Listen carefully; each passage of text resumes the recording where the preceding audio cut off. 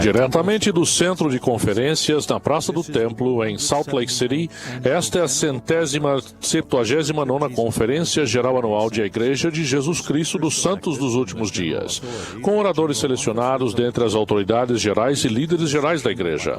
A música desta sessão será apresentada pelo Coro do Tabernáculo Mormon. Esta transmissão é um oferecimento como serviço público da Bonneville Communications. É proibido fazer qualquer tipo de reprodução, gravação, transcrição ou outro uso deste programa sem autorização por escrito.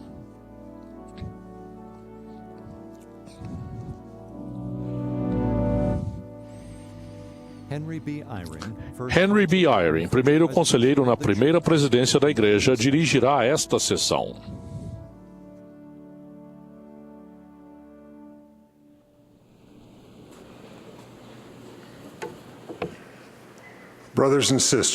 Irmãos e irmãs, sejam bem-vindos esta tarde à quinta e última sessão da 179ª Conferência Geral Anual da Igreja de Jesus Cristo dos Santos dos Últimos Dias. O presidente Thomas S. Monson, quem preside esta conferência, pediu que eu, irmão Eyring, dirija esta sessão. Estendemos nossa saudação e bênçãos aos membros da Igreja e aos muitos amigos de todas as partes que participam da transmissão desta reunião pelo rádio, pela televisão, internet ou via satélite.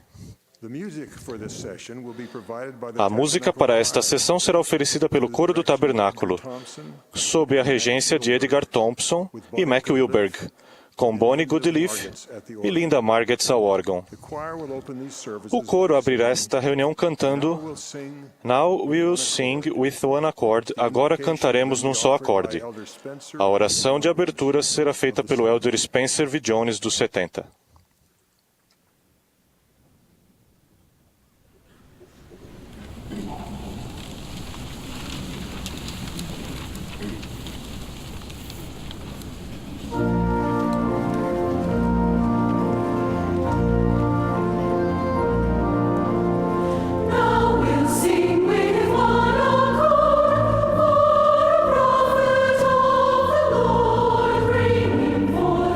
Precious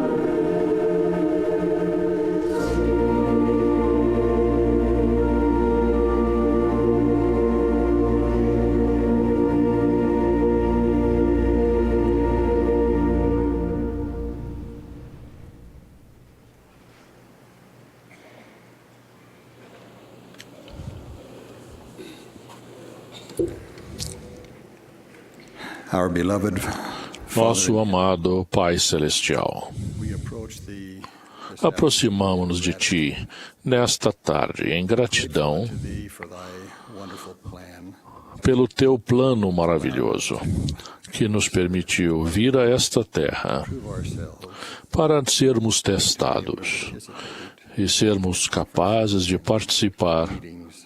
em conferências e reuniões como esta. We recognize thy greatness, Reconhecemos Tua grandeza, the privilege of having thy o Son privilégio de ter Teu Filho como um exemplo em nossa vida, of following the pattern that he has, de seguir o padrão que Ele estabeleceu earning our right to return e perseverarmos para retornar à Tua presença, in that which para gloriar-nos naquilo que Tens construído como o Teu plano maravilhoso. Esteja conosco hoje, nesta última reunião, remember the things that we have heard in para que sejamos capazes de lembrar na conferência, especialmente as coisas que foram ensinadas hoje. ears that will Abençoa os nossos ouvidos para que possamos ouvir act e as nossas mãos para que hajam e corações que se abram em doação ao seguirmos o exemplo de Teu Filho. E isso dizemos em nome de Teu Filho Jesus Cristo. Amém.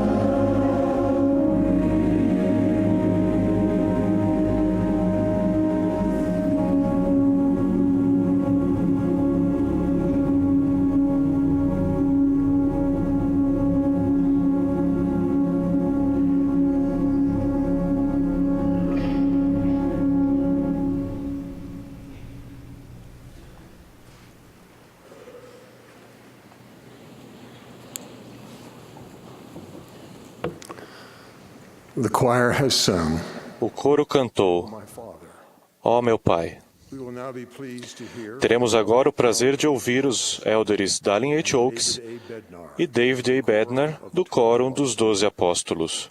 Following their remarks, Após suas palavras, hear from Elder ouviremos o elder Gary E. Stevenson, the 70. dos 70.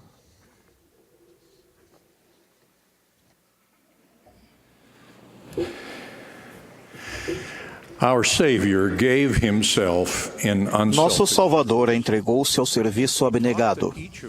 Ensinou que todos devemos segui-lo, deixando para trás os nossos interesses egoístas, a fim de servir ao próximo. If any man will come after me, Se alguém quiser vir após mim, disse ele, deny himself, renuncie-se a si mesmo, tome sobre si a sua cruz e siga-me. whosoever will Porque save aquele his que life, quiser salvar a sua vida, perdê-la-á. whoever will lose E quem his perder a life sua for my vida sake por amor de mim, shall find it. achá-la-á. As a group, Latter-day Saints are Conjuntamente, os santos dos últimos dias são incomparáveis no cumprimento desse ensinamento.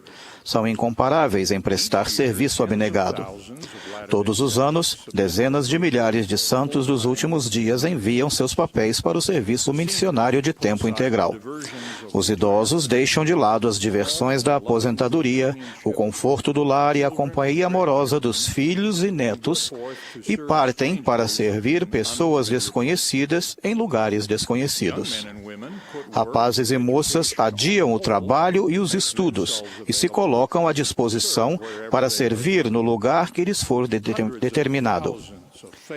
Centenas de milhares de membros fiéis prestam um serviço abnegado que chamamos de trabalho no templo, o qual não tem outra razão exceto o amor e o serviço ao próximo, tanto para vivos como para mortos.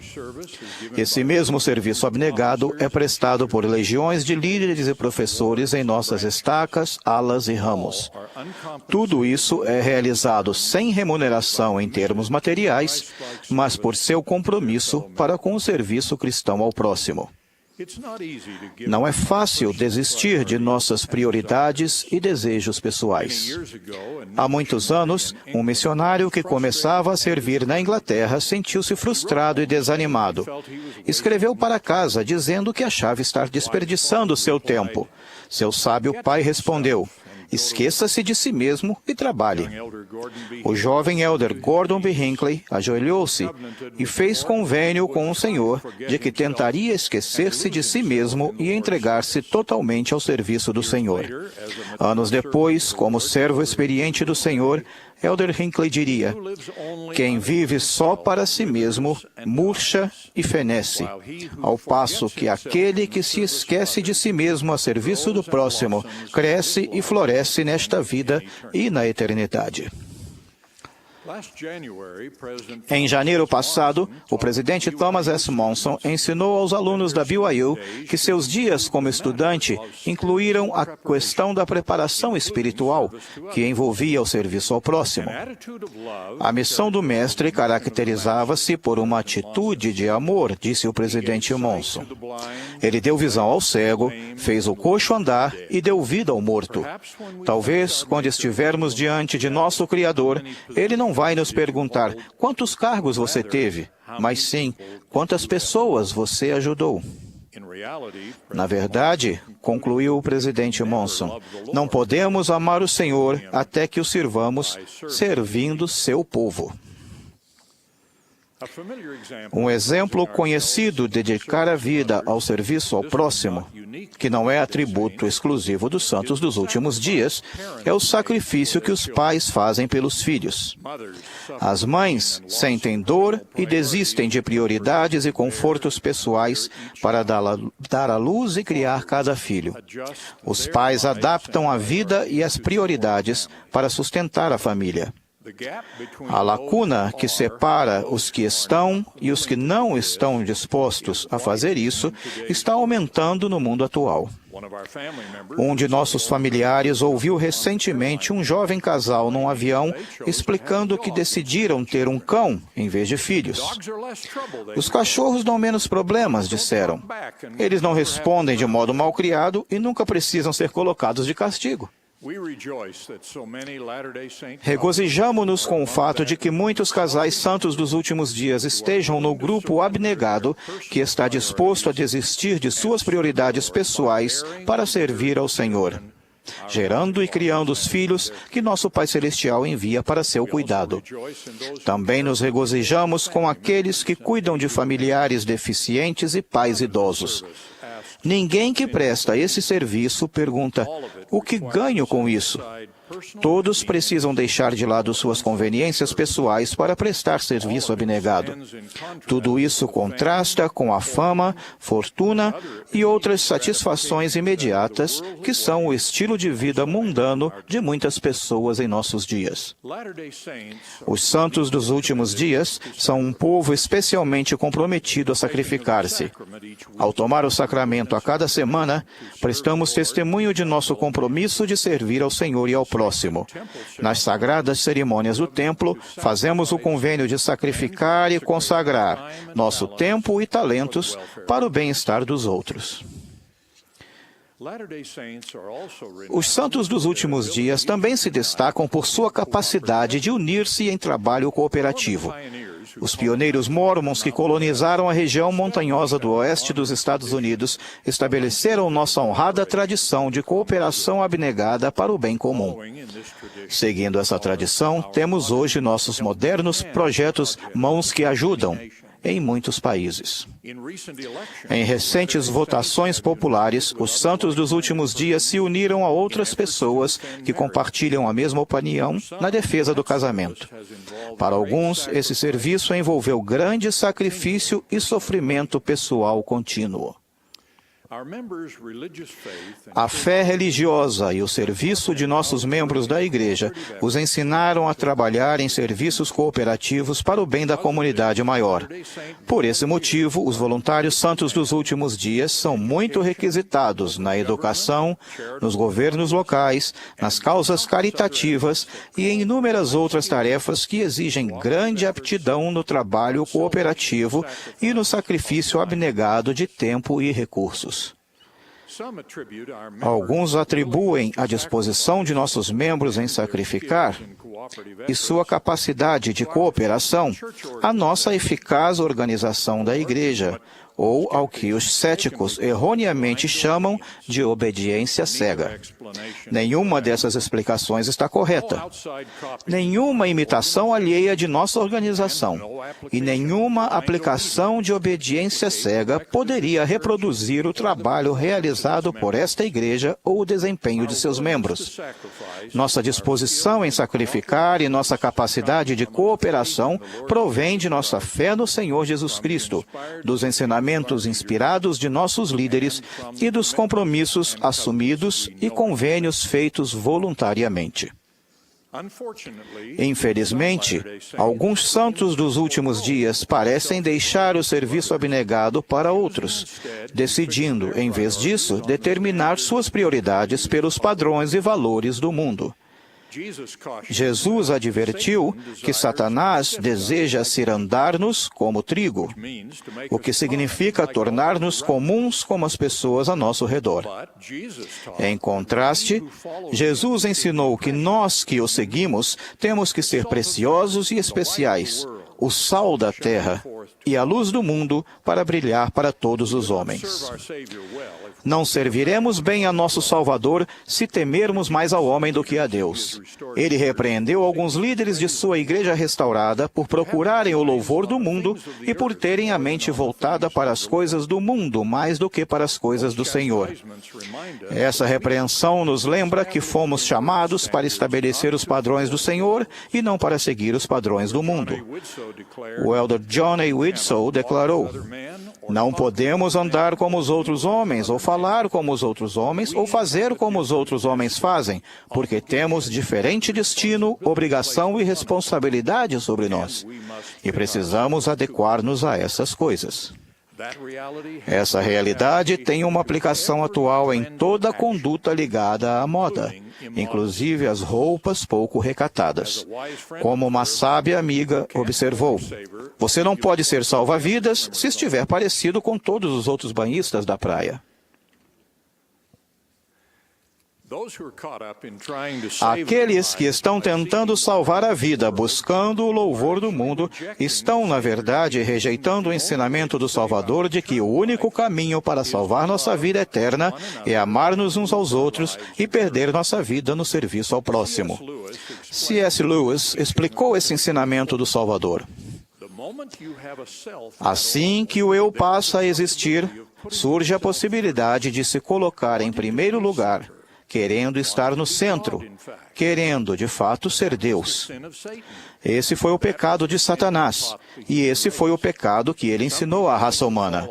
Algumas pessoas pensam que a queda do homem teve algo a ver com sexo, mas isso está errado.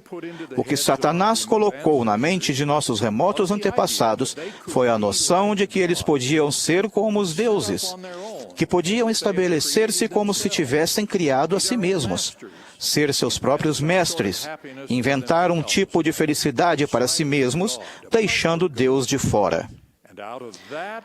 Essa inútil ambição resultou na terrível história da humanidade, que procura encontrar algo além de Deus para sentir-se feliz. O egoísta está mais interessado em agradar ao homem, especialmente ele mesmo, em vez de agradar a Deus. O egoísta só enxerga suas próprias necessidades e desejos, anda em seu próprio caminho e segundo a imagem de seu próprio Deus, cuja imagem é a semelhança do mundo. Essa pessoa se torna desligada das promessas de convênio feitas por Deus e das amizades e auxílios que também precisamos ter na vida mortal nessa época turbulenta. Em contraste, se amarmos e servirmos uns aos outros como o Salvador ensinou, permanecemos ligados a nossos convênios e às pessoas de nosso convívio.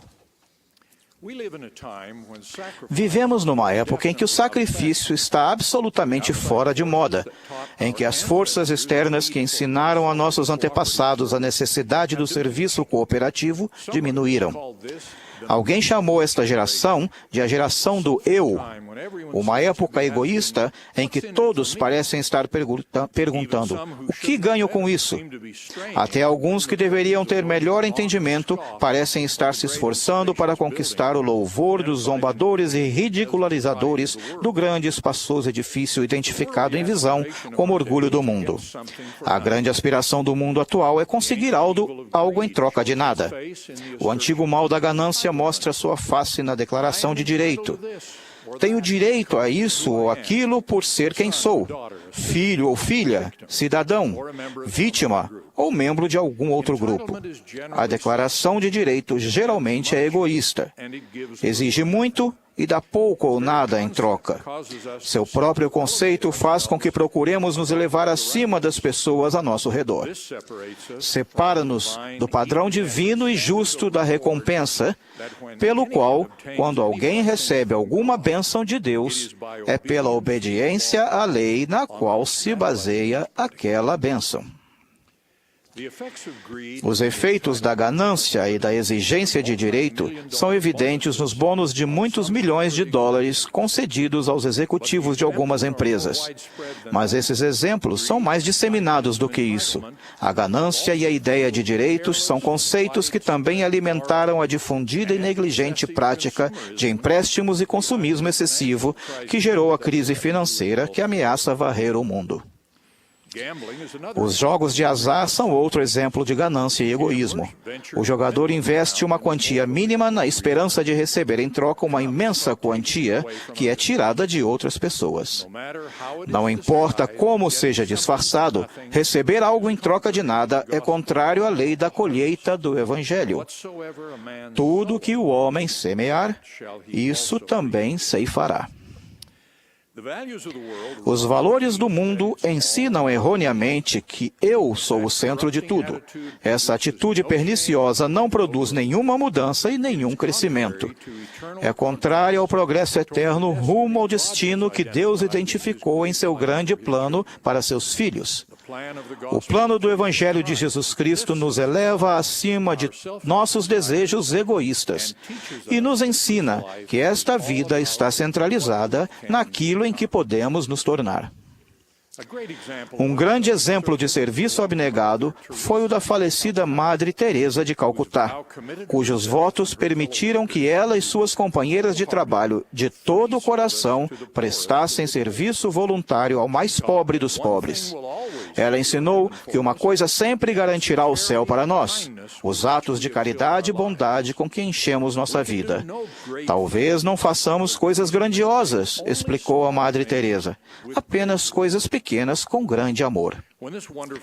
Quando aquela maravilhosa serva católica faleceu, a mensagem de condolências da primeira presidência declarou: sua vida de serviço abnegado é uma inspiração para o mundo inteiro, e seus atos de bondade cristã serão um memorial para as gerações vindouras. É isso que o Salvador chamou de perder a vida no serviço ao próximo. Todos devemos aplicar esse princípio em nossa atitude ao frequentar a igreja. Alguns dizem: não aprendi nada hoje. Ou ninguém foi gentil comigo. Ou fiquei ofendido. Ou a igreja não satisfaz minhas necessidades. Todas essas respostas são egocêntricas e retardam o crescimento espiritual. Por outro lado, um sábio amigo escreveu: há vários anos mudei de atitude ao frequentar a igreja. Deixei de ir à igreja por minha causa, mas para pensar nos outros. Tomei a decisão de cumprimentar todas as pessoas que se sentavam sozinhas, de dar boas-vindas aos visitantes, de me oferecer para cumprir uma tarefa. Em resumo, vou à igreja toda semana com a intenção de ser ativo e não passivo, e de ser uma influência positiva na vida das pessoas. Consequentemente, minha frequência às reuniões da igreja tornou-se muito mais agradável e recompensadora. Tudo isso ilustra o princípio eterno de que somos mais felizes e realizados quando agimos e servimos por causa do que doamos, e não pelo que recebemos. Nosso Salvador nos ensina que o sigamos, fazendo os sacrifícios necessários para entregar-nos inteiramente ao serviço abnegado ao próximo. Se fizermos isso, Ele nos promete a vida eterna, o maior de todos os dons de Deus. A glória e a alegria de viver na presença de Deus, o Pai, e seu Filho Jesus Cristo. Presto testemunho deles e de seu grande plano para a salvação de seus filhos. Em nome de Jesus Cristo. Amém.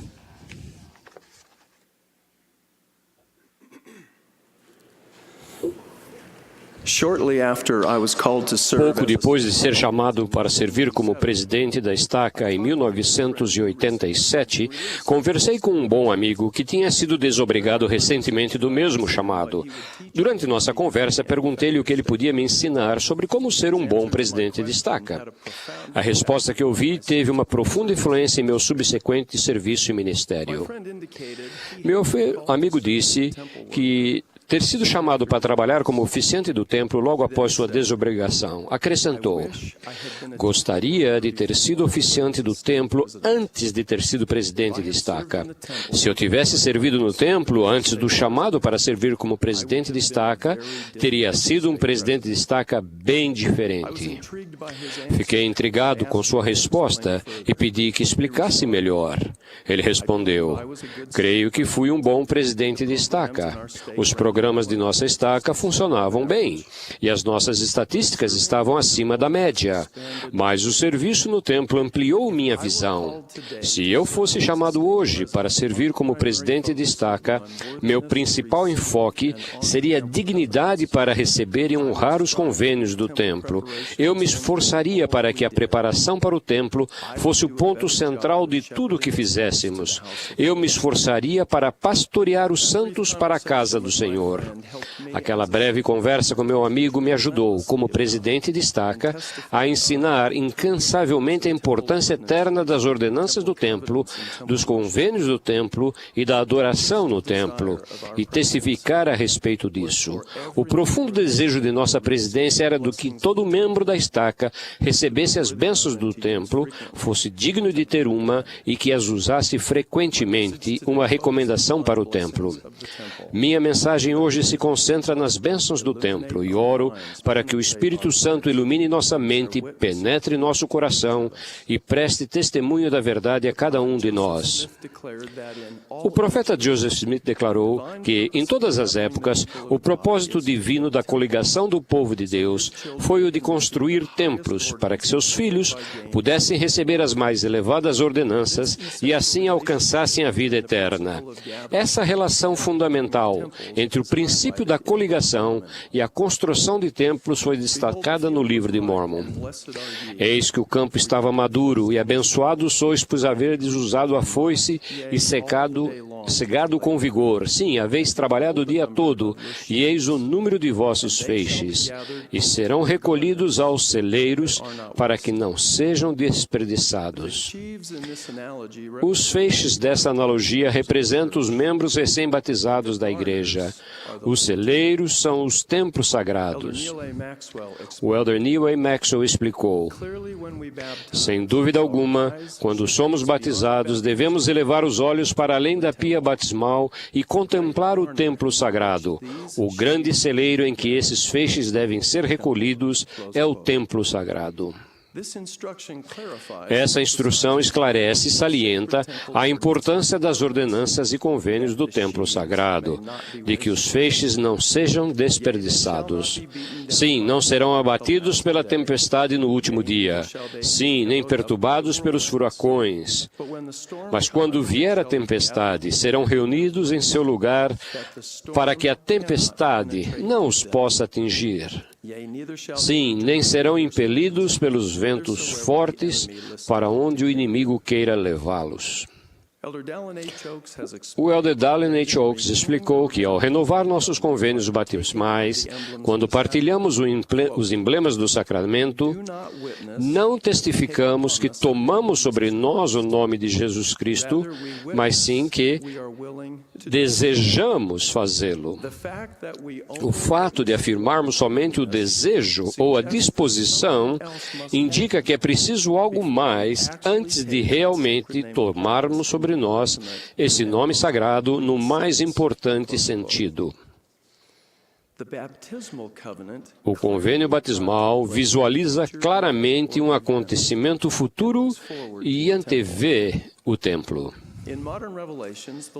Nas revelações modernas, o Senhor refere-se ao templo como uma casa a ser construída para o meu nome. Na oração dedicatória do templo de Kirtland, o profeta Joseph Smith pediu ao Pai que teus servos saiam desta casa armados de teu poder e que teu nome esteja sobre eles. Ele também pediu uma bênção sobre teu povo, sobre quem se colocará teu nome nesta casa. E quando o Senhor apareceu no templo de Kirtland e o aceitou como sua casa, ele declarou: pois eis que aceitei essa casa em meu nome aqui, e meu nome aqui estará, e manifestar-me-ei a meu povo com misericórdia nesta casa. Essas escrituras nos ajudam a compreender que o processo de tomar sobre nós o nome de Jesus Cristo, que teve início nas águas do batismo, continua e é ampliado na casa do Senhor.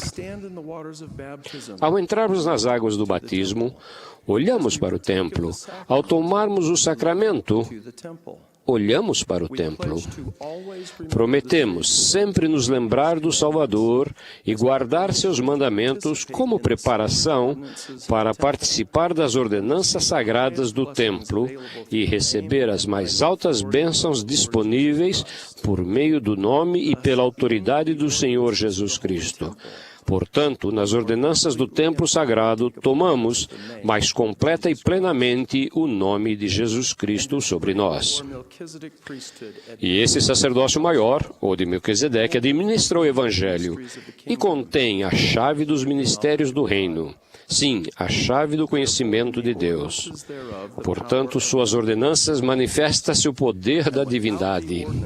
E sem suas ordenanças e a autoridade do sacerdócio, o poder da divindade não se manifesta aos homens na carne.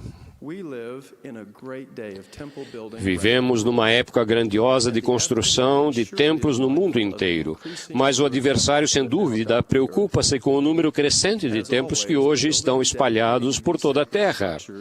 Como sempre, a construção e a dedicação desses sagrados edifícios são acompanhadas da oposição dos inimigos da igreja, bem como das críticas impensadas de alguns dentro da própria igreja. Esse antagonismo não é novo.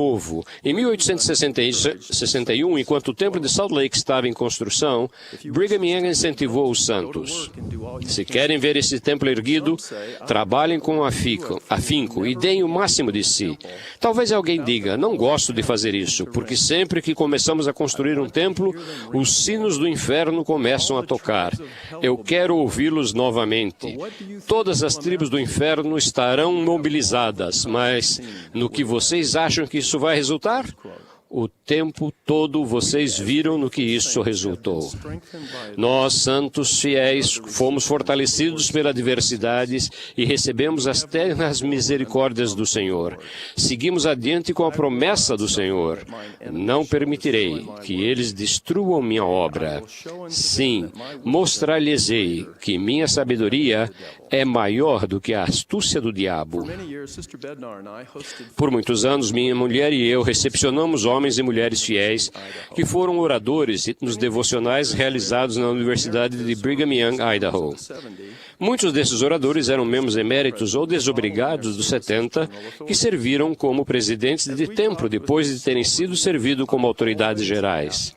Ao conversar com esses líderes fiéis, sempre fiz essa pergunta: o que você aprendeu como presidente do templo que gostaria de ter compreendido melhor quando era autoridade geral? Ao ouvir as respostas deles, descobri um tema constante que eu resumiria assim: passei a compreender melhor a proteção que está ao nosso alcance graças aos nossos convênios do templo e o que significa fazer uma oferta aceitável de adoração no templo. Há uma diferença entre os membros que frequentam a igreja, pagam o dízimo e ocasionalmente passam apressadamente por uma sessão do templo, e os membros que fiel e constantemente adoram no templo. A semelhança das respostas que deram me impressionou muito. Cada resposta para minha pergunta enfocava o poder protetor das ordenanças e convênios disponíveis na casa do Senhor. Suas respostas correspondiam precisamente às promessas contidas na oração dedicatória oferecida no templo de Kirtland em 1836. Rogamos-te, Pai Santo, que estabeleças o povo que adorará e honrosamente terá um nome e uma posição nesta tua casa por todas as gerações e pela eternidade. Que arma alguma formada contra eles prospere, que o que cavar uma cova para eles, nela caia ele mesmo. Que nenhuma combinação iníqua tenha poder para levantar-se e prevalecer contra teu povo, sobre quem se colocará teu nome nesta casa. E se algum povo se erguer contra este povo, que tua ira se acenda contra ele. E se ferir este povo, tu o ferirás. Batalharás por teu povo, como fizeste nos dias de batalha, para que sejam libertados das mãos de todos os seus inimigos. Pense nesses versículos à luz dos atuais ataques do adversário, irmãos e irmãs, e do que mencionei a respeito de nossa disposição de tomar sobre nós o nome de Jesus Cristo. E a bênção de proteção, prometida aos que honrosamente tiverem um nome e uma posição no templo sagrado. É significativo notar que essas bênçãos de convênio são para todas as gerações e para toda a eternidade.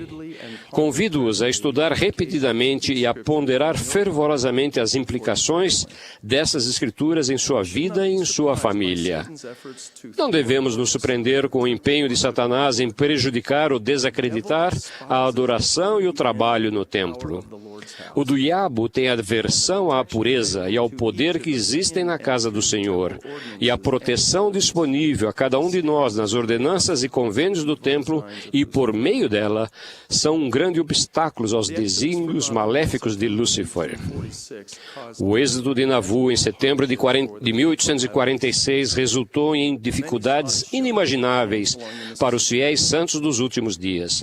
Muitos buscaram abrigo nos acampamentos estabelecidos ao longo do rio Mississippi. Quando Brigham Young, que se achava em Winter Quarters, ficou sabendo das condições em que esses refugiados se encontravam, enviou imediatamente uma carta para o outro lado do rio, a Council Point, incentivando os irmãos a ajudar, lembrando do convênio feito no templo. Agora é a hora de trabalhar, que o fogo do convênio que vocês fizeram na casa do Senhor arde em seu coração como uma chama inextinguível. Muitos carroções seguiram em poucos dias para o leste a fim de resgatar os santos em dificuldades. O que foi que deu tamanha força àqueles antigos santos? Foi o fogo do convênio do templo que ardia em seu coração. Foi o seu compromisso de adorar e honrosamente ter um nome e uma posição na casa do Senhor. Enfrentamos hoje e ainda viremos a enfrentar grandes desafios à obra do Senhor. Mas como os pioneiros que encontraram o lugar que Deus lhe havia preparado, renovaremos nossa coragem sabendo que Deus jamais nos abandonará. Atualmente, há templos espalhados pela terra como lugares de ordenanças e convênio, de edificação e de refúgio contra a tempestade.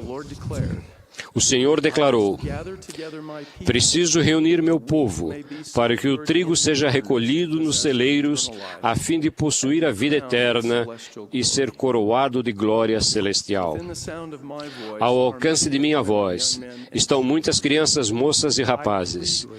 Imploro a vocês que sejam dignos, firmes, e que anseiem muito pelo dia em que receberão as ordenanças e bênçãos do templo.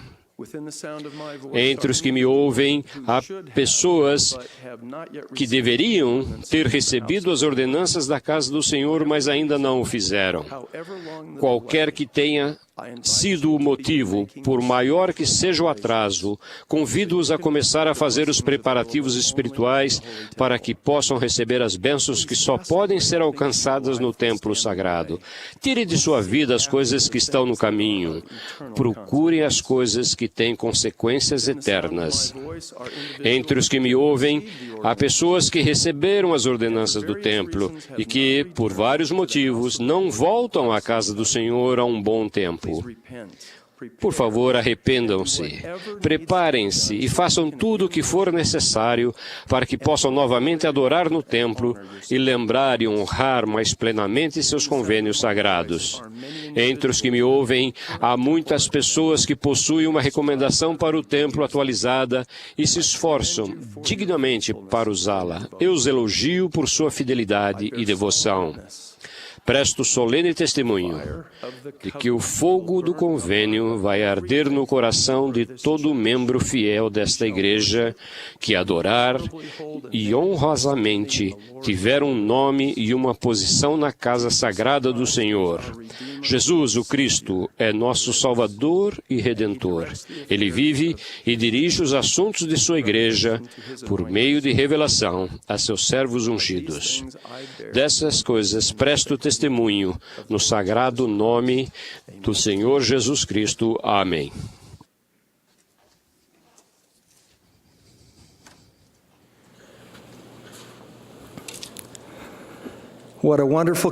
Que conferência maravilhosa que estamos tendo. Como somos abençoados por ouvir os conselhos da primeira presidência e do Quórum dos 12, a quem apoiamos como profetas, videntes e reveladores.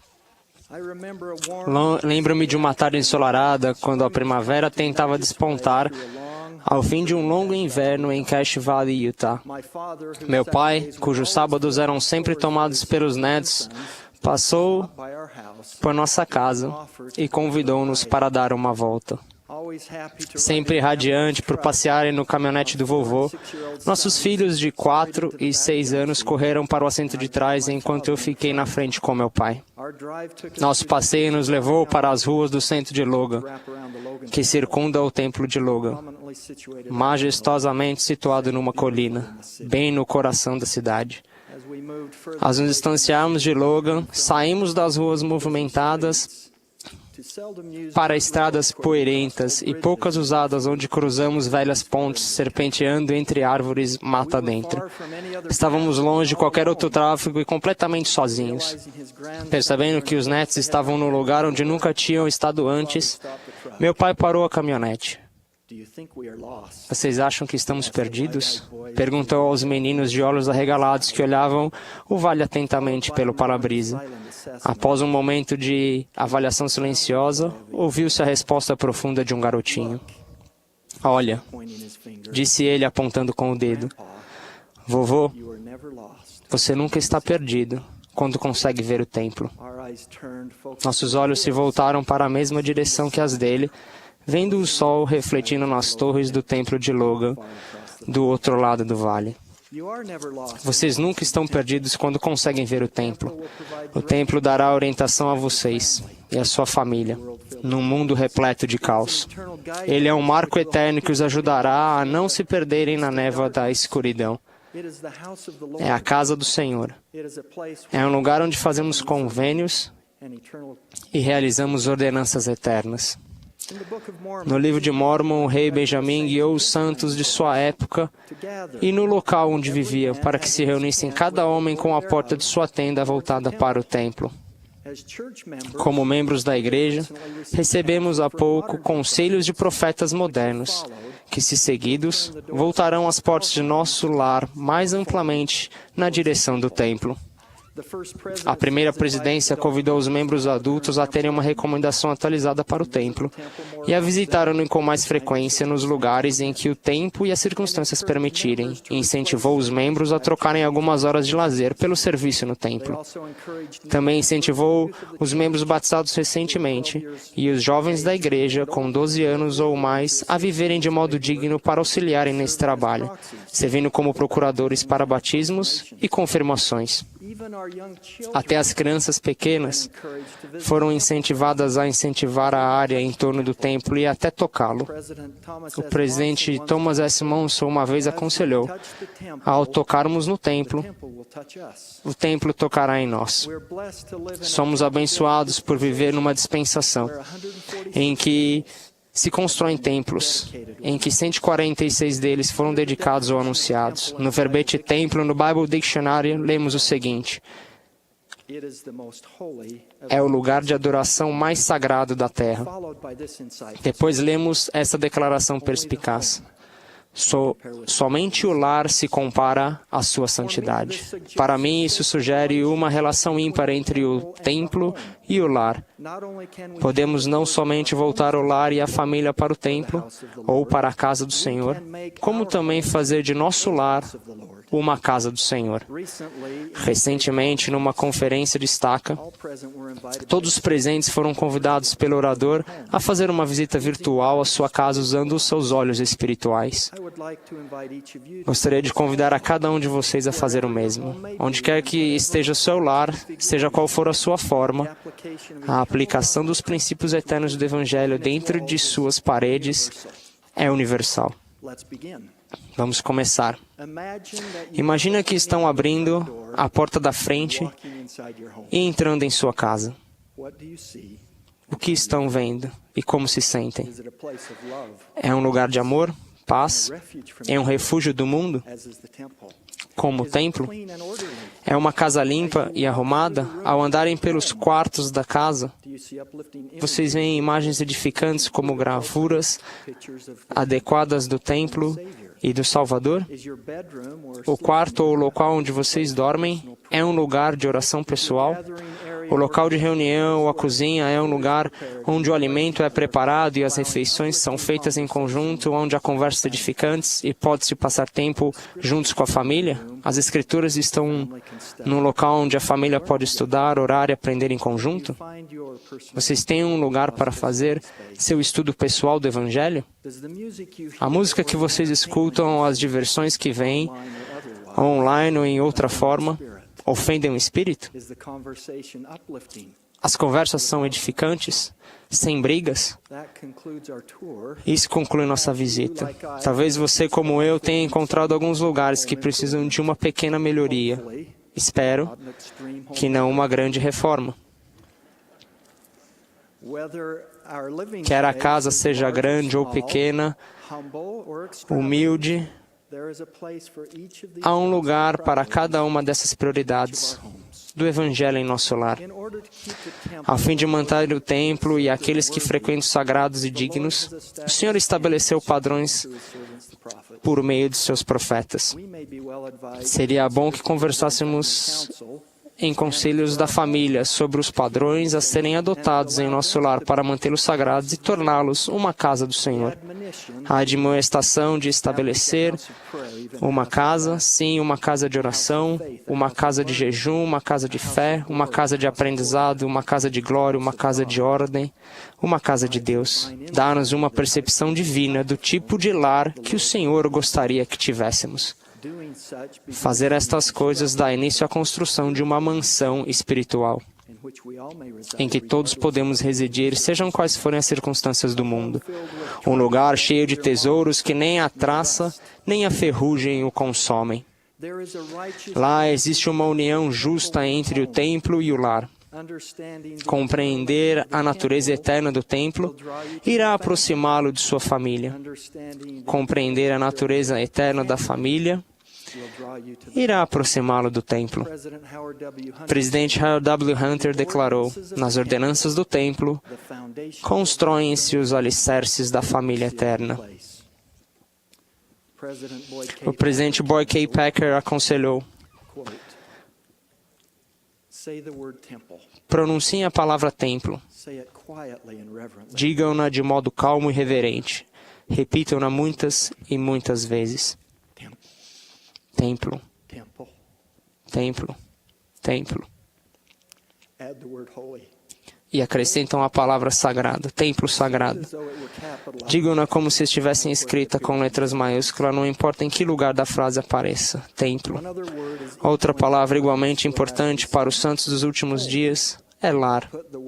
Juntem as palavras templo sagrado e lar juntas, e vocês terão a descrição da casa do Senhor.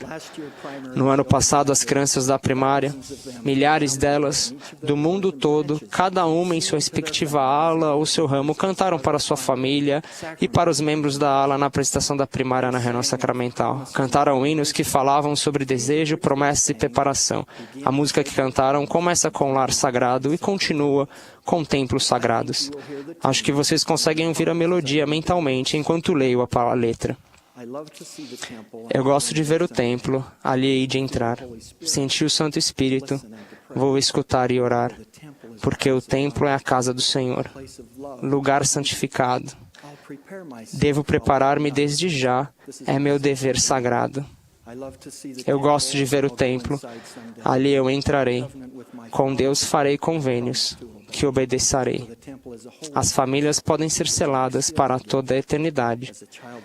Agradeço ao Pai por me ensinar bem cedo esta verdade.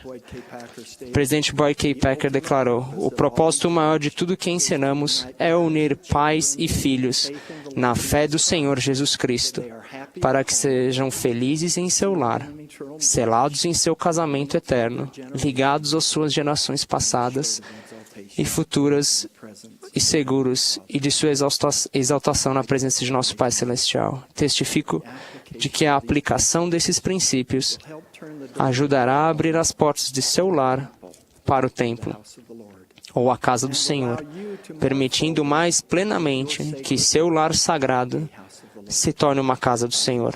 Termino onde eu comecei, com a palavra de uma criança inocente. Você nunca está perdido se consegue ver o templo. E acrescento o meu testemunho da natureza sagrada de nosso lar e dos templos do Senhor. Sei que Deus é nosso amor, é nosso amoroso Pai Celestial. Presto testemunho de Jesus Cristo e de seu papel como nosso Salvador e Redentor, e dos profetas vivos autorizados para exercerem todas as chaves do sacerdócio de Joseph Smith a Thomas S. Monson. Assim oro, no nome sagrado de Jesus Cristo. Amém.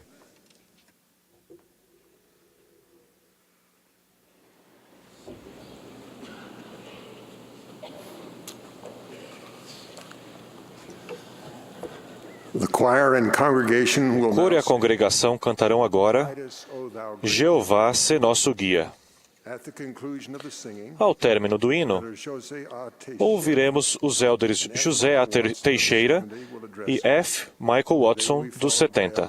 Logo após, ouviremos o élder Eliton Perry, do Quórum dos 12 Apóstolos.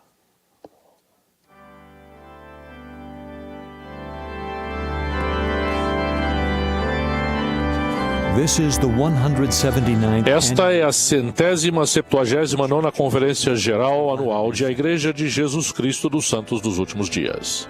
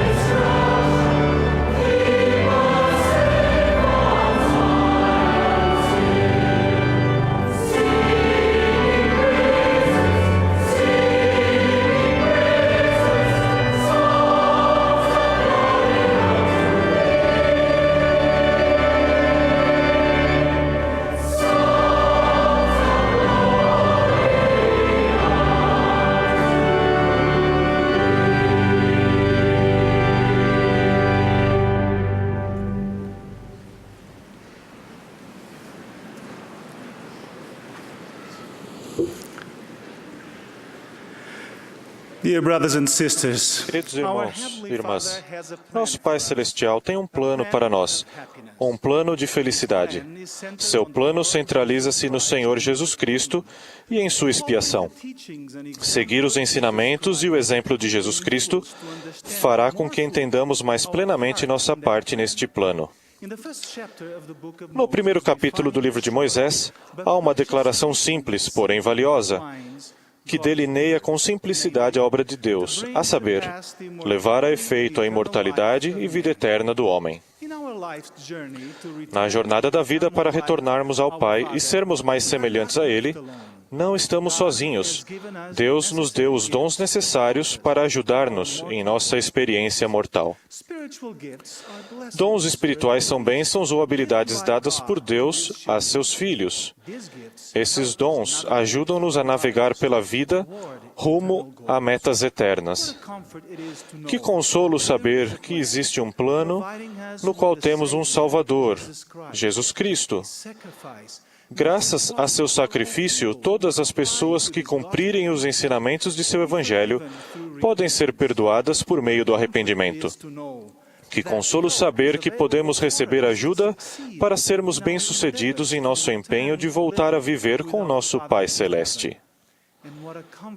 Que consolo saber que não estamos sozinhos, navegando pelas águas desconhecidas das experiências da vida. Um dom que irá nos ajudar a navegar pela vida é a dádiva que Ele concedeu a todos nós, a capacidade e o poder de escolher. Nossas escolhas têm o poder incontestável de transformar nossa vida.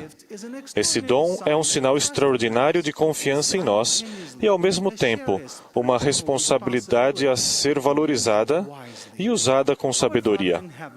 Nosso Pai Celestial respeita a nossa liberdade de escolha e nunca nos forçará a fazer o que é certo, nem nos impedirá de fazer escolhas medíocres.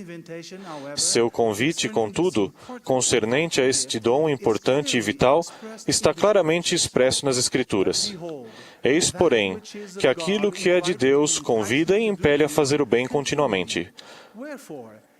Portanto, tudo que convida e impele a fazer o bem e a amar a Deus e a servi-lo é inspirado por Deus. As palavras fazer o bem continuamente descrevem bem o padrão que precisamos aplicar ao usar nosso livre-arbítrio. As escolhas estão atadas às consequências que podem ou não manifestar-se imediatamente após as decisões. Usar os dons espirituais que recebemos é fundamental para que permaneçamos no caminho certo. Há pouco tempo, usei um receptor GPS de bolso. É um aparelho incrível que consiste de uma antena sintonizada às frequências transmitidas via satélite, com uma tela que indica a minha posição na Terra. Nas últimas décadas, esse tipo de aparelho tem sido muito usado para propósitos científicos, para fazer mapas, levantamentos topográficos e, mais recentemente, para evitar que as pessoas se percam quando estão dirigindo. No decorrer da história, a humanidade tem procurado evitar se perder. No meu país natal, Portugal, por exemplo, durante o período das descobertas do século XV, da ocidental Praia Lusitana, por mares nunca dantes navegados, os navegadores usavam os melhores mapas e utilizavam-se da leitura das estrelas à noite, bem como caravelas muito desenvolvidas para aquela época, para encontrar seu destino. Ainda assim, não era uma tarefa fácil para eles navegarem contra os ventos adversos. E muitas vezes vagavam sem rumo, interminavelmente, antes de encontrarem o caminho no vasto mar. Em contrapartida, hoje, com um receptor GPS, sempre posso ter respostas simultâneas a perguntas como: onde estou? Para onde estou indo? Qual é o melhor caminho para chegar lá? Quando chegarei a meu destino? Com esse pequeno aparelho, sinto uma forte sensação de segurança quando dirijo e confio que ele me levará com extraordinária precisão e acuidade aonde quero ir. Lembro-me de um dia, porém, quando estava entrando num estacionamento subterrâneo. que conheci um recurso novo desse aparelho, uma voz de alerta, sem recepção do satélite. As estruturas de concreto em volta de mim tinham interrompido o sinal do satélite e fizeram com que o aparelho perdesse a conexão.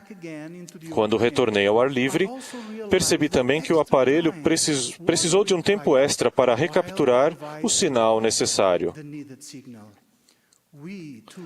Nós também temos dentro de nós um GPS que nos permite saber o tempo todo o que é certo ou errado, ajudando-nos a fazer escolhas corretas. Nascemos com uma capacidade natural de distinguir o certo do errado por causa da luz de Cristo, que é dada a todas as pessoas. Essa capacidade chama-se consciência. Ela nos torna seres responsáveis. Além disso, como membros da Igreja, recebemos o dom do Espírito Santo para nos consolar, proteger e guiar. No entanto, como outras faculdades, nossa consciência pode tornar-se inerte por causa do pecado ou mau uso. Se nos tornarmos insensíveis às coisas de Deus em nossa vida, nós também perderemos a recepção do sinal necessário para nos guiar. Guardar os mandamentos é nossa melhor garantia de mantermos um sinal forte com o divino. O presidente Thomas S. Monson disse: "Nossa vida dependerá das decisões que tomamos, porque as decisões determinam nosso destino." Presto testemunho de que escolher o bem acaba nos trazendo felicidade, enquanto que escolher o mal nos arrasta para a infelicidade. Aprender o que é bom e guardar os mandamentos criam um padrão que vai nos ajudar a alcançar realizações na vida, tornar-nos mais semelhantes ao Pai Celestial e a seu Filho Jesus Cristo, e qualificar-nos para herdar todas as bênçãos prometidas aos fiéis. Outro dom que nos ajudará a navegar pela vida é a capacidade de acreditar nas palavras daqueles que testificam de Jesus Cristo. Por meio dos profetas, em todas as épocas, inclusive na nossa, Deus revelou seu plano de felicidade a indivíduos e famílias. Aqueles que seguem os profetas recebem as bênçãos que Deus prometeu. Sempre podemos confiar nos profetas vivos. Seus ensinamentos refletem a palavra e a vontade do Senhor. Certamente o Senhor Deus não fará coisa alguma sem ter revelado o seu segredo aos seus servos, os profetas. As palavras de um hino da primária advertem: segue o profeta, segue o profeta, segue o profeta sem hesitar. Segue o profeta, não vais errar. Mas podemos ter segura orientação se aos profetas de hoje dermos atenção. Testifico que o Pai Celestial se preocupa com cada um de nós, que Ele ouve nossas orações e responde a elas, que Ele se comunica com seus profetas para nos guiar. Ao desenvolvermos nossa fé para acreditar nas palavras dos profetas e vivê-las, fortaleceremos nosso testemunho do plano de felicidade e do papel primordial de Jesus Cristo nesse plano. Por meio do poder de escolha e da capacidade de herdarmos, de acreditar naqueles que testificam de Jesus Cristo, seremos capazes de cruzar as grandes águas da vida e alcançar nosso destino eterno. Estamos sendo ensinados neste fim de semana por profetas, videntes e reveladores. Sou grato pela orientação que o Pai Celestial nos deu e por seu Filho, Jesus Cristo, nosso Salvador e Redentor.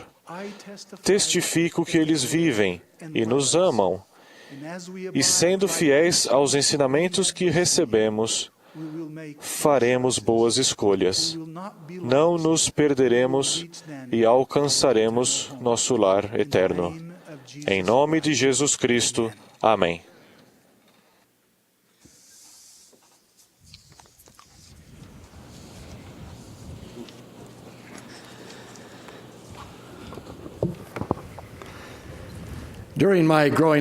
Durante minha infância e adolescência na pequena comunidade rural de Spring City, Utah, a cada verão eu tinha a oportunidade de passar 2 semanas sozinho com meu pai pastorando as ovelhas, na cadeia de montanhas de Manta e La Salle.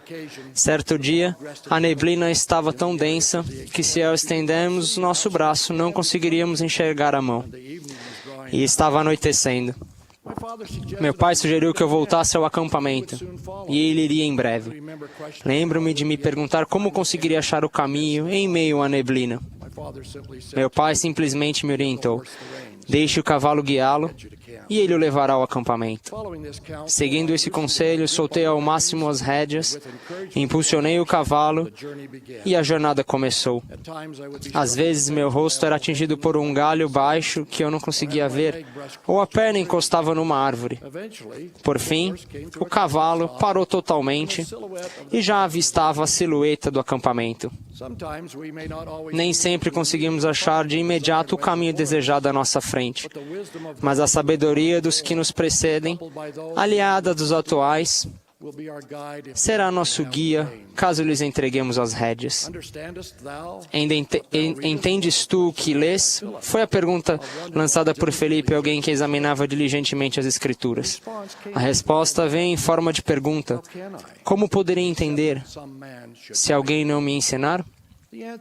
A resposta a estas perguntas instigantes vem dos profetas do passado, que ensinaram a importância de examinar as Escrituras, juntamente com a promessa, e o que intencionar minha palavra não será enganado.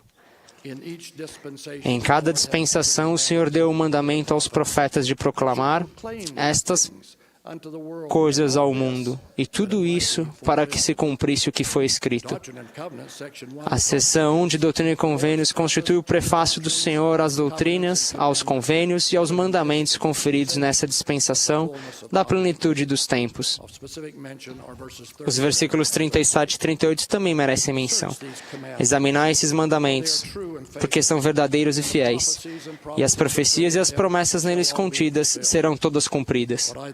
O que eu, o Senhor, disse está dito, e não me desculpo. E ainda que passassem os céus e a terra, minha palavra não passará, mas será toda cumprida, seja pela minha própria voz ou pela voz de meus servos. É o mesmo. Hoje citarei a voz de 7 servos do Senhor. Em março de 1970, começou a cumprir-se um desejo antigo meu de servir aos ungidos do Senhor. Desde o começo, foram-me concedidas oportunidades para contato direto com os irmãos do Quórum dos 12 e, posteriormente, com membros da primeira presidência, por quase 4 décadas. Foi durante 7 anos de aprendizado que começou a crescer em meu coração a compreensão de que declarou o Senhor.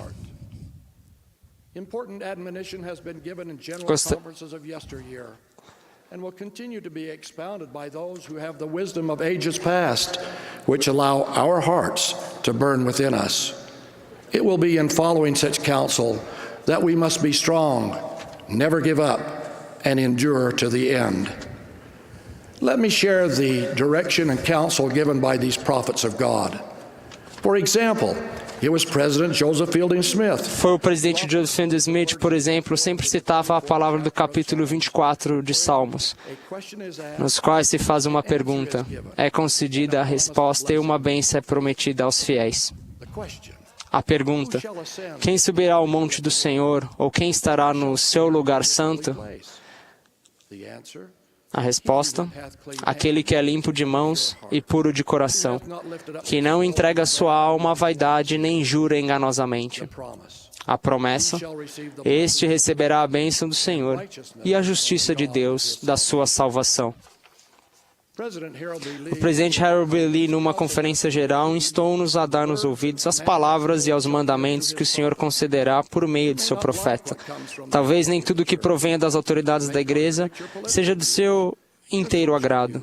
Pode ser que vá de encontro aos seus pontos de vista políticos ou sociais. Algumas coisas, talvez, interfiram em sua vida social, mas se ouvirmos tais palavras como se saíssem da boca do seu próprio Senhor, com paciência, fé, a promessa é: as portas do inferno prevalecerão contra vós. Sim, o Senhor Deus afastará de vós poderes das trevas e fará tremer os céus e a terra para o vosso bem. Poucos antes de falecer, em dezembro de 1973, o presidente Lee, ao discursar para um grupo de funcionários da igreja e seus familiares, fez a seguinte pergunta depois de resumir a história do programa de bem-estar da igreja: vocês creem que esses profetas sabiam o que falavam? Depois, no mesmo discurso, aludindo aos conselhos das autoridades gerais de impedir a invasão de indulgências no lar, que vem de leituras e programas de televisão impróprios, ele perguntou: será que vocês estão perto demais das autoridades gerais a ponto de não os considerarem profetas, mas apenas homens que supõem que tais conselhos sejam bons? O presidente Spencer W. Kimball nos deixou em seus escritos palavras de consolo ao ensinar que há um milagre do perdão e que Deus perdoará. Em outra ocasião, no tocante às dificuldades inesperadas que enfrentamos, o presidente Kimball perguntou se nós, caso tivéssemos recebido individualmente o poder de alterar momentos chaves, não teríamos mudado o evento da cadeia de Carthage, que resultou na morte do profeta Joseph Smith, e ainda mais importante, o que teríamos feito com tal poder ilimitado no momento decisivo do Getsemane. E das palavras: todavia, não se faça a minha vontade, mas a tua. A cada manhã, na reunião da primeira presidência, os irmãos se revezam em oração. Eu sempre gostava de ouvir o presidente Ezra Taft Benson orar. Suas orações eram quase inteiramente de gratidão, não de súplicas de bênção. Em relação ao outro testamento de Jesus Cristo, o presidente Benson reiterou as palavras do profeta Joseph Smith, de que o livro de Mórmon era o mais correto de todos os livros da terra e a pedra fundamental de nossa religião, e que, seguindo seus preceitos, os homens se aproximaria mais de Deus do que seguindo-os de qualquer outro livro. Ele exortava-nos a seguir o Salvador que disse: confiai em mim e perseverai até o fim, e vivereis, porque aquele que perseverar até o fim, darei a vida eterna. Durante seus 9 meses de serviço como presidente da igreja, todos nós nos encantamos com a bondade inata do presidente Harold W. Hunter, que fez os seguintes convites aos membros da igreja: sigam com mais atenção o exemplo da vida de Jesus Cristo, especialmente no que tange ao amor, à esperança e à compaixão que ele demonstrou. Façam do templo do Senhor o grande símbolo da sua vida e o local supremo de seus mais sagrados convênios. O meu mais profundo desejo é que todos os membros da igreja se tornem dignos de entrar no templo. O presidente Gordon B. Hinckley afirmou: não falei face a face com todos os profetas dessa dispensação. Não conheci pessoalmente o profeta Joseph Smith, nem nunca o ouviu falar. Contudo, meu avô, que morreu em Nauvoo, quando jovem, ouviu o profeta e testificou de seu chamado divino de grande profeta dessa dispensação. O presidente Hinckley prestou testemunho da primeira visão, quando o jovem Joseph Smith foi orar num bosque e recebeu resposta por meio da revelação divina, tanto do Pai como do Filho. A paixão do presidente Hinckley pela construção de templos e pela obra sagrada neles realizada será um exemplo para todos nós seguirmos. Nosso amado profeta, o presidente Thomas S. Monson, voltou a realçar o desejo e a esperança da primeira presidência em 1839, que o deixou a seguinte instrução que devemos atacar com firmeza até hoje: de vossa diligência, perseverar e fidelidade, da solidez das doutrinas que pregais, dos preceitos morais que professais e praticais, depende o destino da família humana.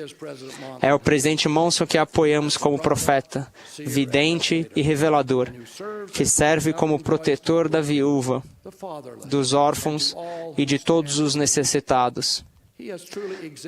Sua vida, de fato, espelha o modelo deixado pelo Mestre, e seu desejo sincero de ouvir, de sempre o servir. O presidente Monson é a porta-voz do Senhor e somos instados a seguir seus conselhos e suas orientações.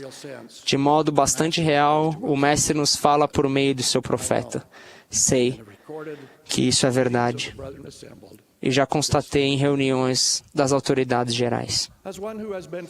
Com alguém que foi ensinado aos pés dos profetas vivos, essas testemunhas modernas que conheci e amo, testifico com total convicção que se nós, como membros da Igreja, seguimos as palavras e os mandamentos dadas pelo Senhor aos profetas dos testamentos e seguidos pelo profeta do Senhor ainda hoje, compreendemos melhor que certamente o Senhor, seu Deus, não fará coisa alguma sem ter revelado seus segredos aos seus servos os profetas. Presto solene testemunho que dessas verdades de que Deus está no céu e que a Igreja de Jesus Cristo dos Santos dos Últimos Dias, que possui profetas, videntes e reveladores para guiar-nos. Eu presto meu testemunho sagrado em nome de Jesus Cristo. Amém.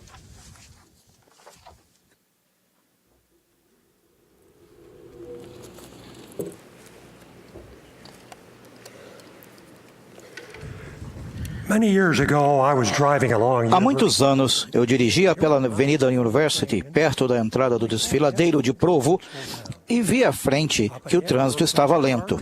Mais adiante, havia carros de polícia com as luzes piscando, um caminhão de bombeiros e vários veículos de resgate reunidos, bloqueando a estrada que levava ao desfiladeiro. A princípio, fiquei incomodado, porque parecia que ficaríamos ali por muito tempo. Mas também fiquei curioso. O que teria causado todo aquele tumulto? Ao olhar para a encosta leste da entrada do desfiladeiro, vi alguns homens escalando-a. Presumi que eram da equipe de resgate. Para onde estavam subindo? Por fim, vi o motivo. Uma ovelha perdida havia, de alguma forma, subido uns 8 metros pela encosta e ficou presa ali. Não era um cabrito ou um carneiro montanhês. Era apenas uma ovelha branca que fugira do rebanho. Como não tinha mais nada para fazer, fiquei procurando na encosta encarpada o caminho que levaria até onde a ovelha estava, mas não consegui de modo algum descobrir como ela chegara ali. Seja como for, ela estava ali, e todo aquele tumulto à minha frente se concentrava no seu resgate. Até hoje, não sei como a história terminou, porque a polícia encontrou um meio de fazer a fila de veículos mover-se novamente. Ao sair dali, uma coisa ainda me preocupava. Embora estivesse claro que o pessoal do resgate tinha boas intenções, como a ovelha reagiria a eles? Tenho certeza de que tinham um plano para acalmá-la. Talvez tivessem de atingi-la com um dardo tranquilizante, disparado a curta distância, para poderem pegá-la antes que caísse. Sem ter conhecimento de seu plano, mas sabendo um pouco como os animais reagem quando são encurralados por estranhos, preocupei-me com a viabilidade do trabalho de resgate. Então me perguntei, onde está o pastor? Ele seria, sem dúvida, a pessoa mais indicada para aproximar-se da ovelha sem assustá-la. A voz tranquilizadora do pastor e sua mão oferecendo ajuda eram necessárias naquela situação, mas ele estava ausente. Como membros da igreja, às vezes parecemos ausentes como aquele pastor. Pensem um pouco nas palavras do presidente Monson aos recém-chamados presidentes de missão no seminário de 2008 para novos presidentes de missão. Ele disse, não há substituto para um programa de proselitismo que envolva os membros. Bater em portas não substitui esse programa. Perguntas de ouro não substituem esse programa. Um programa que envolva os membros é a chave do sucesso e funciona onde quer que o usemos. Olhando por esse ângulo, os membros missionários, tanto vocês quanto eu, somos os pastores, e os missionários de tempo integral, como a equipe de resgate, tentam fazer algo que lhes é quase impossível fazer sozinhos. Sem dúvida, os missionários de tempo integral continuarão a fazer o melhor que puderem. Mas não seria melhor se vocês e eu nos oferecêssemos para fazer um trabalho que deveria ser nosso, para o qual estamos mais bem preparados, já que conhecemos pessoalmente aqueles que estão perdidos e precisam ser resgatados? Gostaria de enfocar 3 admoestações dadas aos membros da Igreja em Doutrina e Convênios. Cada uma delas nos incentiva a não estarmos ausentes quando amigos, vizinhos e familiares precisarem de nossa ajuda. Isso deve incluir os que se afastaram, os menos ativos. Todos nós devemos ser melhores membros missionários. Na seção 88, versículo 81 de Doutrina e Convênios, lemos: todo aquele que for advertido deverá advertir seu próximo.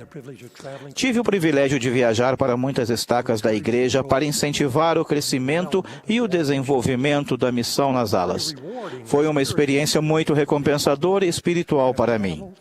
Descobri nessas viagens, e um estudo recente confirmou esse fato, que mais da metade das pessoas dos Estados Unidos e Canadá tem pouco ou nenhum conhecimento a respeito de nossas práticas e crenças.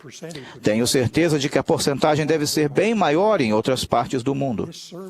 Essa mesma pesquisa também mostrou que quando os não-membros interagem com os membros fiéis da igreja por um longo período de tempo, ou são expostos a informações claras e precisas sobre as crenças e doutrinas da igreja, sua atitude se torna positiva e receptiva. A igreja tem mais de 50 mil missionários de tempo integral servindo no mundo. O manual Pregar Meu Evangelho ajudou a torná-los os melhores professores do Evangelho de Jesus Cristo que já tivemos na história da igreja. Infelizmente, a maioria de nossos missionários de tempo integral gasta mais tempo tentando encontrar pessoas do que ensinando-as. Considero nossos missionários de tempo integral um recurso de ensino subutilizado. Se vocês e eu apresentássemos mais pessoas para os missionários de tempo integral, e se isso liberasse mais tempo para que eles ensinassem as pessoas que lhes apresentamos, coisas grandiosas começariam a acontecer. Estamos perdendo uma oportunidade de ouro de crescimento na igreja, quando esperamos que os missionários de tempo integral advirtam nossos vizinhos, em vez de fazermos isso nós mesmos. É com grande ansiedade que devemos levar a luz do Evangelho aos que buscam as respostas que o plano de salvação oferece. Muitos estão preocupados com sua família. Alguns procuram segurança num mundo de valores que mudam. Temos a oportunidade de dar-lhes esperança e coragem e de convidá-los a chegarem-se a nós e a unirem-se aos que abraçaram o Evangelho de Jesus Cristo. O Evangelho do Senhor está na terra e vai abençoar a vida deles aqui e nas eternidades que hão de vir. O Evangelho centraliza-se na expiação de nosso Senhor e Salvador. A expiação provê o poder de limpar os pecados, de curar e de conceder vida eterna. Todas as inestimáveis bênçãos da expiação somente podem ser concedidas aos que viverem os princípios e receberem as ordenanças do Evangelho. Fé em Jesus Cristo, arrependimento, batismo, recebimento do Espírito Santo e perseverarem até o fim. Nossa grande mensagem missionária ao mundo é que toda a humanidade foi convidada a ser resgatada e a entrar no rebanho do bom pastor. Sim, Jesus Cristo. Nossa mensagem missionária é fortalecida pelo conhecimento da restauração. Sabemos que Deus fala a seus profetas hoje, como o fez no passado. Também sabemos que seu Evangelho é ministrado com poder e a autoridade do sacerdócio restaurado. Nenhuma outra mensagem tem tamanho significado eterno para todos os que vivem na terra hoje. Todos nós precisamos ensinar essa mensagem às pessoas com vigor e convicção. É a voz mansa e delicada do Espírito Santo que, por nosso intermédio, presta testemunho do milagre da restauração. Mas antes, precisamos abrir a boca e testificar. Precisamos advertir nosso próximo. Isso me conduz à segunda escritura que quero compartilhar com vocês, que se encontra em Doutrina e Convênios. O versículo 81 da seção 88 nos ensina que o trabalho missionário é responsabilidade de cada um de nós, tão logo sejamos advertidos, ao passo que os versículos de 7 a 10 da seção 33 nos ensinam que devemos abrir a boca. O versículo 7 não deixa nenhuma dúvida na mente de todos os que decoraram a seção 4 de Doutrina e Convênios de que o Senhor está falando do trabalho missionário. Sim, em verdade vos digo que o campo já está branco para a ceifa. Portanto, lançai vossas foices e ceifai com todo o poder, mente e força. Em seguida, vem o mandamento, repetido 3 vezes, de que devemos abrir a boca. Abri vossa boca, e ela encher-se-á, e tornar-vos-eis como Nefe de outrora, que viajou de Jerusalém pelo deserto. Sim, abri vossa boca, e não vos caleis, e haverá muitos feixes sobre vossas costas, pois eis que estou convosco. Sim, abri vossa boca, e ela encher-se-á, dizendo, arrependei-vos, e preparai o caminho do Senhor, e endireitai suas veredas, pois o reino do céu está próximo. O que cada um de nós diria se tivesse de abrir a boca 3 vezes? Gostaria de oferecer uma sugestão. Primeiro e antes de tudo, devemos declarar nossa crença em Jesus Cristo e em sua expiação. Seu ato redentor abençoa toda a humanidade com o dom da imortalidade e o potencial de desfrutar o maior dom de Deus dado ao homem, o dom da vida eterna. Na segunda vez que abrirmos a boca, devemos contar com as próprias palavras a história da primeira visão, ou seja, o fato de sabermos que um menino que mal tinha 15 anos de idade foi a um bosque e, após uma humilde e sincera oração, viu os céus se abrirem para ele. Após séculos de confusão, a verdadeira natureza da Trindade e os verdadeiros ensinamentos de Deus foram revelados ao mundo. Na terceira vez que abrimos a boca, testifiquemos a respeito do Livro de Mórmon, outro testamento de Jesus Cristo. O Livro de Mórmon complementa a Bíblia, dando-nos maior entendimento das doutrinas do Evangelho de nosso Salvador. O Livro de Mórmon é a prova convincente de que Joseph Smith é realmente um profeta de Deus. Se o Livro de Mórmon é verdadeiro, então houve a restauração do sacerdócio. Se o Livro de Mórmon é verdadeiro, então, com o poder desse sacerdócio, Joseph Smith restaurou a Igreja de Jesus Cristo. Acabei de ler o livro de Alma em meu estudo atual do Livro de Mórmon. Quase no final da grande mensagem de Alma à igreja em Zarahemla, ele disse, pois qual é o pastor entre vós que, tendo muitas ovelhas, não zela por elas, para que os lobos não entrem e devorem-lhe o rebanho? E eis que se um lobo entrar no meio de seu rebanho, não o porá para fora? Sim, e no final, se lhe for possível, destruí-lo-á. E agora vos digo que o bom pastor vos chama, e se derdes ouvidos à sua voz, ele vos levará ao seu redil, e sereis suas ovelhas. E ele ordena-vos que não permitais a nenhum lobo voraz entrar no meio de vós, para que não sejais destruídos. O Salvador é o bom pastor, e fomos chamados a servi-lo. A ovelha na encosta da rocha, na entrada do desfiladeiro de Provo. E essas palavras de Alma fizeram lembrar-me da pergunta feita pelo Salvador no capítulo 15 de Lucas. Que homem dentre vós, tendo 100 ovelhas, e perdendo uma delas, não deixa no deserto as 99, e não vai após a perdida até que venha a achá-la? Geralmente, Quando pensamos em pastores e ovelhas, lembramos das exigências ou mordomias do pastor de fazer tudo o que puder por todas as suas ovelhas.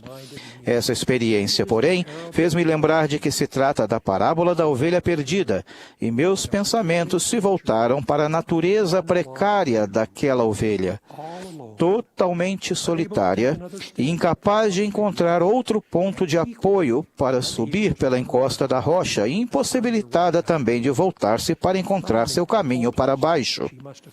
Quão desesperada e aflita deve ter se sentido, totalmente incapaz de resgatar a si mesma a um passo do desastre inevitável. É importante que cada um de nós pondere como deve sentir-se perdido e o que significa ser um pastor espiritual que deixa as 99 para procurar a que se perdeu. Esses pastores podem precisar do conhecimento e da assistência da equipe de resgate, mas eles estão presentes, são responsáveis e escalam ao lado deles para salvar aqueles que têm infinito valor aos olhos de Deus, porque são seus filhos. Esses pastores cumprem o mandamento final de serem membros missionários, o qual eu quero compartilhar com vocês e que se encontra na seção 18 de Doutrina e Convênios. E se trabalhardes todos os vossos dias, clamando arrependimento a este povo, e trouxerdes a mim, mesmo que seja uma só alma, quão grande será a vossa alegria com ela no reino de meu Pai. E agora, se vossa alegria é grande, com uma só alma que tiverdes trazido a mim no reino de meu Pai, quão grande será a vossa alegria se me trouxerdes muitas almas. Como essa Escritura também ensina, tais pastores sentem uma alegria inexprimível. Presto testemunho disto em nome de Jesus Cristo. Amém.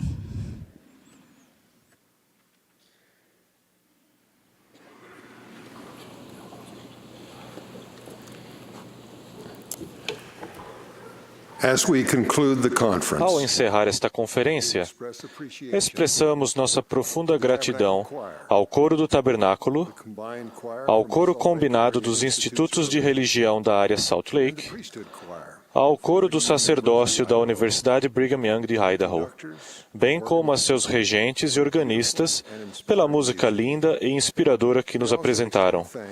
Também agradecemos a todos os que participaram, de alguma forma, da realização desta conferência.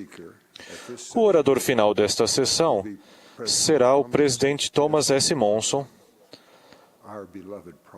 nosso amado profeta. Após as palavras do presidente Monson, o coro cantará Deus vos guarde. Depois da música, a oração de encerramento será feita pelo elder Robert C. Oakes, dos 70. Esta conferência, então, entrará em recesso por 6 meses.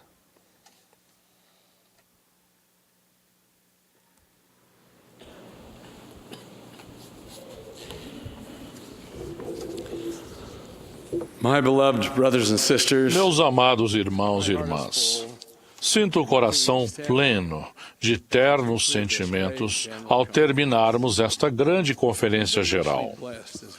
Fomos ricamente abençoados ao ouvir o conselho e testemunho daqueles que nos falaram. Creio que todos nós estamos mais determinados a viver os princípios do Evangelho de Jesus Cristo. Expresso meus sinceros agradecimentos a todos os que participaram da conferência, inclusive os irmãos que proferiram as orações. A música foi magnífica. Quão grato sou pelas pessoas que foram abençoadas com talento e que estão dispostas a compartilhá-lo. Lembro-me de uma escritura que se encontra em Doutrina e Convênios, porque minha alma se deleita com o canto do coração, sim, o canto dos justos, é uma prece a mim, e será respondido com uma bênção sobre sua cabeça. Espero que lembremos por muito tempo o que ouvimos nesta conferência. Quero lembrá-los de que as mensagens serão publicadas na próxima edição da revista Liahona. Peço-lhes que estudem essas mensagens e ponderem seus ensinamentos, e depois os apliquem em sua vida. Desejo que saibam o quanto amo e estimo meus dedicados conselheiros, o presidente Henry B. Eyring e o presidente Dieter E. Woodruff. São homens de grande sabedoria e entendimento. Seu serviço é inestimável. Amo e apoio meus irmãos do Quórum dos 12 Apóstolos. Nesta conferência, apoiamos um novo membro desse quórum.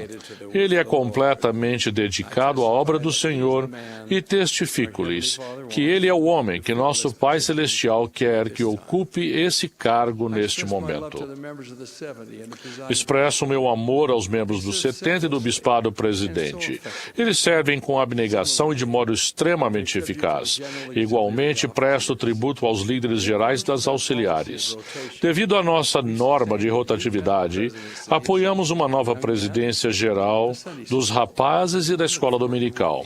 Ansiamos pela oportunidade de trabalhar com eles. Agradecemos aos que foram desobrigados desses cargos nesta conferência e que neles serviram de modo tão fiel. Meus irmãos e irmãs, esforcemo-nos por viver mais próximos ao Senhor. Lembremo-nos de orar sempre, para não cairmos em tentação. Vocês que são pais e mães, expressem seu amor a seus filhos. Orem por eles, para que sejam capazes de suportar os males do mundo. Orem para que a fé e o testemunho deles cresçam. Orem para que procurem viver uma vida cheia de virtude e serviço ao próximo. Filhos, façam com que seus pais saibam que vocês os amam. Façam com que saibam o quanto vocês valorizam o que eles fizeram e continuam a fazer por vocês.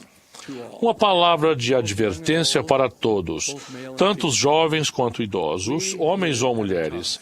Vivemos numa época em que o adversário está usando todos os meios possíveis para apanhar-nos em sua teia de enganos, tentando desesperadamente arrastar-nos para baixo com ele.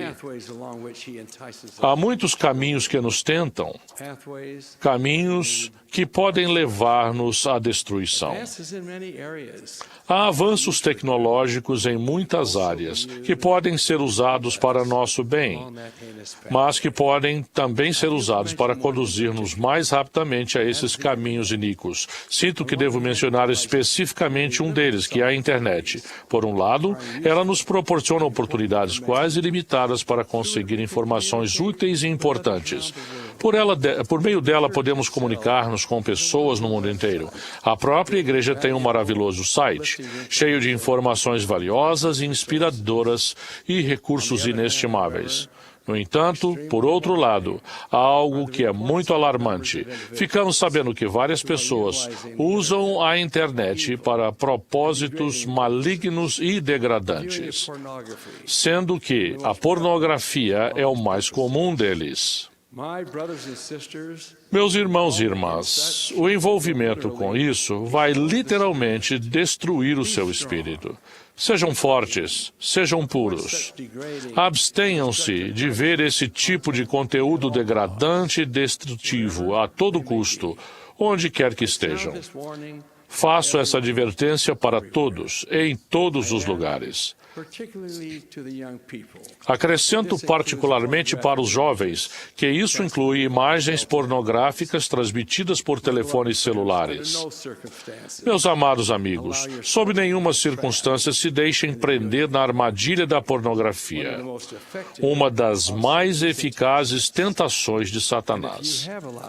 Se já estão envolvidos nesse tipo de comportamento, parem agora mesmo. Procurem a ajuda necessária para vencer esse vício e mudar a direção de sua vida. Tomem as medidas necessárias para voltar ao caminho estreito e apertado e permaneçam nele. Que possamos dizer como Josué no passado: escolhei hoje a quem sirvais. Porém, eu e a minha casa serviremos ao Senhor. Meus irmãos e irmãs, construímos templos no mundo inteiro e continuaremos a fazê-lo. Para vocês que são dignos e capazes de ir ao templo, aconselho que o façam frequentemente. O templo é um lugar no qual podemos encontrar paz.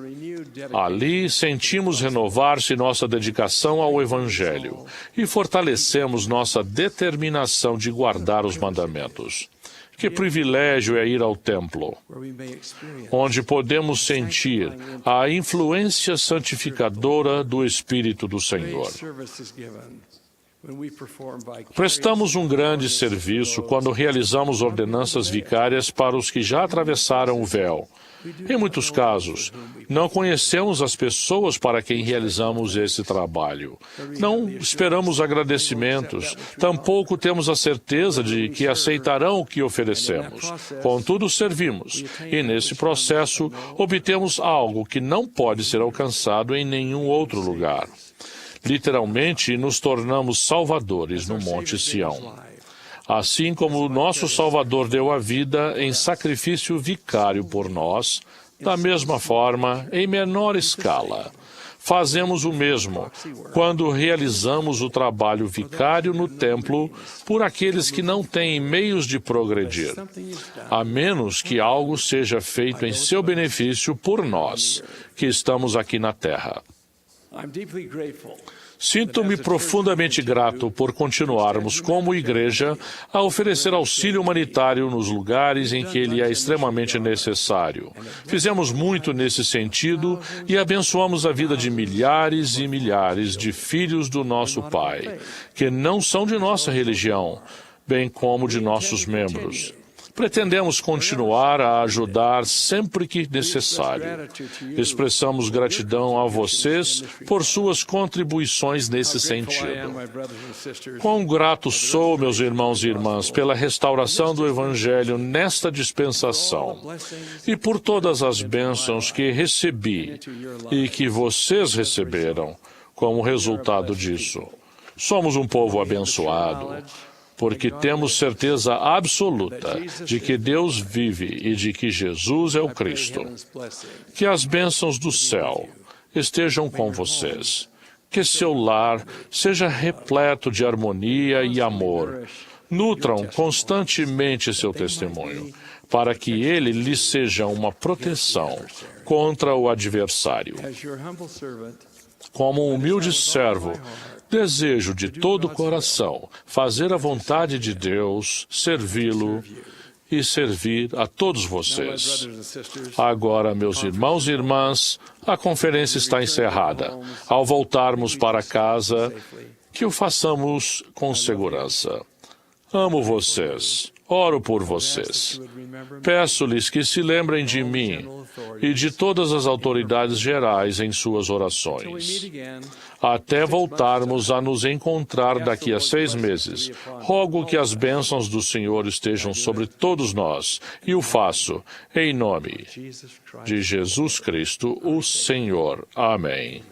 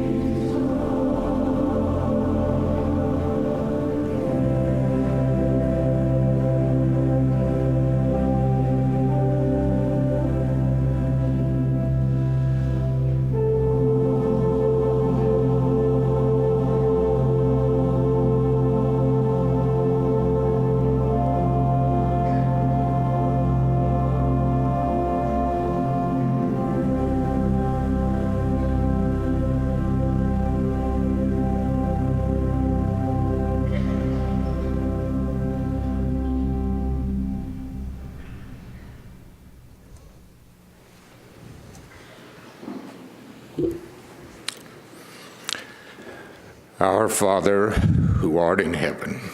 Nosso Pai que está nos céus, santificado seja teu nome, sempre esteja em nosso coração e alma.